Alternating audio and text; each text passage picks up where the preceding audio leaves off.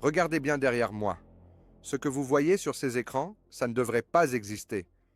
Pendant que l'Occident s'amuse à faire des saltos arrière à ses robots, ici, à Shenzhen, depuis hier matin, ça saigne de l'huile hydraulique. La Chine vient d'activer l'URKL. Officiellement, c'est une ligue de combat sportive pour leurs nouveaux humanoïdes T800. Mais les données qui défilent là, sur les serveurs du PLA, racontent une autre histoire. Ce n'est pas du sport. C'est le centre d'entraînement militaire le plus brutal de la planète. Ils ne testent pas des jouets. Ils forgent la première armée mécanique. Et je suis le seul à pouvoir vous montrer ce qu'ils cachent vraiment. Mais avant de continuer, j'ai besoin d'un maximum de likes. Abonnez-vous si ce n'est pas déjà fait. Commentez, partagez cette vidéo. Ce soutien est gratuit pour vous, mais il m'apporte énormément pour le référencement de cette vidéo et de la chaîne en général. Ça m'aiderait vachement pour continuer de produire du contenu de ce type et ainsi faire des sujets plus poussés et plus réguliers. Merci par avance. On y va. La Chine a lancé lundi à Shenzhen la première ligue mondiale de combat de robots humanoïdes gratuits. Baptisée Ultimate Robot Knockout Legend, UKRL, cette ligue verra s'affronter différents participants utilisant les robots T800 d'Engine AI fournis gratuitement. D'après un article du Global Times, l'équipe gagnante se verra remettre une ceinture de champion en or d'une valeur de 1,44 million de dollars, 10 millions de yuan, par l'organisateur de l'événement. Selon des experts chinois, ce type de compétition met en lumière le savoir-faire technologique du pays et ses progrès en robotique, notamment dans leurs applications. La saison 2026 de l'UKRL se déroulera sous forme de compétition à plusieurs niveaux jusqu'en décembre de cette année.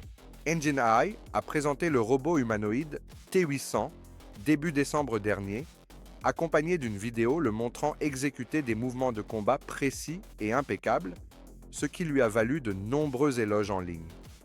Selon le site web de l'entreprise, le robot est capable d'exécuter des mouvements d'arts martiaux tels que des coups de pied latéraux et une rotation aérienne à 360 degrés.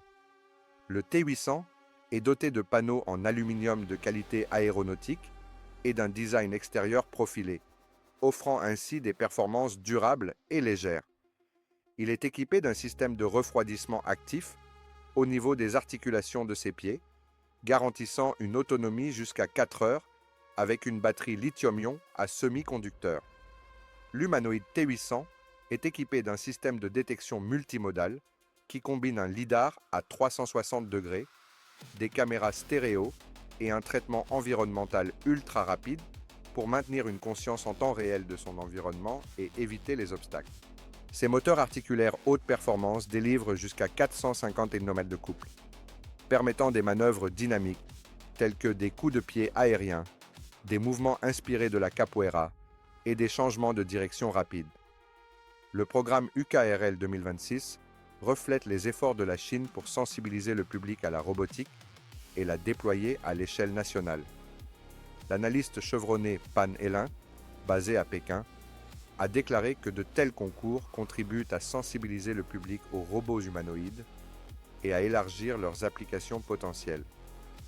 Selon lui, leur déploiement concret est une étape essentielle pour lever les obstacles pratiques et technologiques auxquels les humanoïdes sont confrontés aujourd'hui. Tian Fang, ancien doyen de l'Institut de recherche sur l'industrie du renseignement de SenseTime, a révélé que la mise à disposition gratuite de robots T800 permettra aux petites entreprises de surmonter les obstacles liés à la recherche et au développement.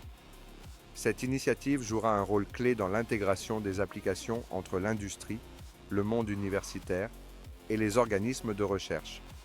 Selon Tian, les essais pratiques en situation réelle peuvent réduire les cycles de développement technologique de plus de 30%, tout en accélérant la validation des résultats de simulation en laboratoire par rapport aux performances réelles.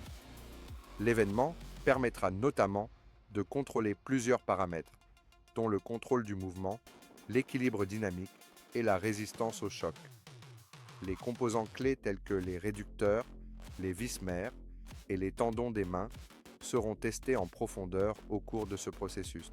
Tian a déclaré lundi au Global Times que les combats de robots jouissent d'un fort pouvoir d'attraction virale et se démarquent des perceptions traditionnelles de la robotique, contribuant à briser le stéréotype des robots comme de simples bras mécaniques froids.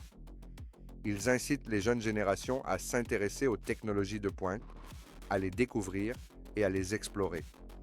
L'expert a toutefois averti que se concentrer sur les performances de combat pourrait éloigner le développement des robots des utilisations industrielles ou de services typiques, car le combat exige des mouvements extrêmes et brefs, à fort impact, plutôt qu'un fonctionnement stable et pratique.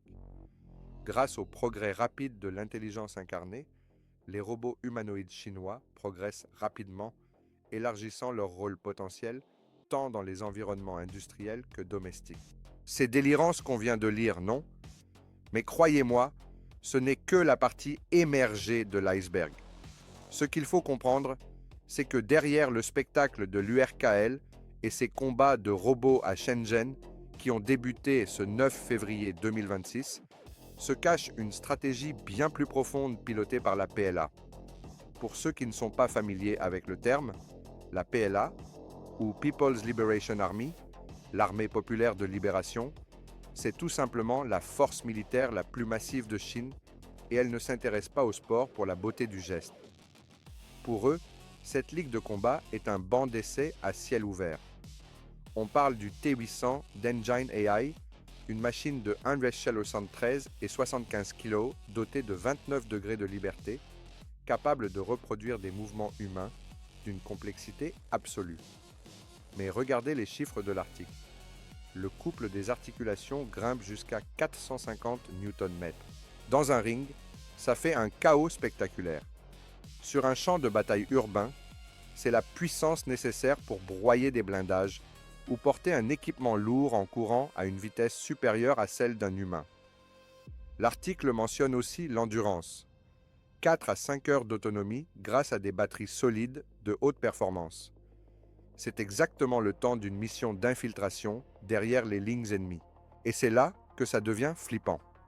Pourquoi leur apprendre le kung-fu avec des shifu, des maîtres d'arts martiaux? Parce que le combat au corps à corps est le test ultime pour la précision des capteurs et la vitesse de réaction de l'IA. Si un robot peut parer un coup de coude de Buakaw Banchamek, il peut désarmer un soldat en une fraction de seconde. La PLA ne cherche pas à créer des athlètes. Elle cherche à valider un logiciel de combat universel.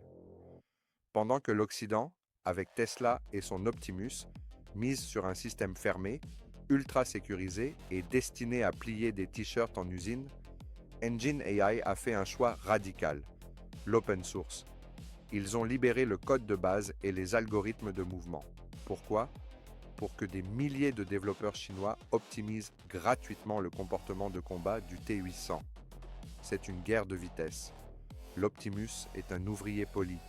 Le T800 est une plateforme de guerre évolutive. Regardez bien la différence de philosophie. Tesla veut contrôler chaque ligne de code pour éviter les accidents. La Chine, elle, veut que son robot apprenne de chaque erreur, de chaque chute, de chaque défaite dans l'arène de l'URKL. L'article précise que ces combats raccourcissent les cycles d'itération technologique de 30%. Ce que Boston Dynamics met des années à tester en laboratoire, la Chine le teste en une semaine sous les yeux du public. Et ne vous y trompez pas, la mass delivery a déjà commencé.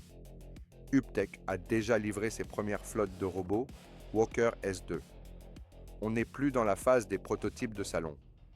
On parle d'une capacité de production industrielle capable de déverser des milliers d'unités sur un théâtre d'opération en quelques mois. Chaque robot qui combat à Shenzhen aujourd'hui est un capteur de données pour la PLA. Ils enregistrent la résistance des matériaux, la gestion de la chaleur des servomoteurs sous un effort extrême et surtout, la capacité de l'IA à improviser quand un membre est endommagé. Imaginez maintenant ce logiciel de combat, affiné par des milliers d'heures de duels contre des maîtres de Muay Thai, transféré instantanément par satellite vers une armée de robots Walker S2, déjà positionnés dans des zones stratégiques.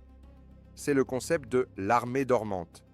Une mise à jour, un clic, Et l'automate qui déchargeait des caisses devient une unité de combat d'une précision chirurgicale.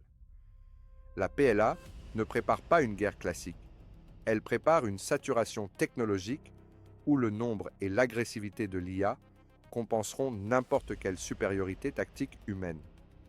Ce combat entre Buakaw et le T-800 n'était pas une démonstration de force pour le divertissement, c'était une déclaration de guerre technologique. La machine n'a pas besoin de courage, elle n'a pas besoin de pitié, elle a juste besoin de couple et de millisecondes de calcul. Et avec 450 NOM sous le capot, le T-800 vient de prouver que le futur n'a plus besoin de nous sur le ring, ni sur le front.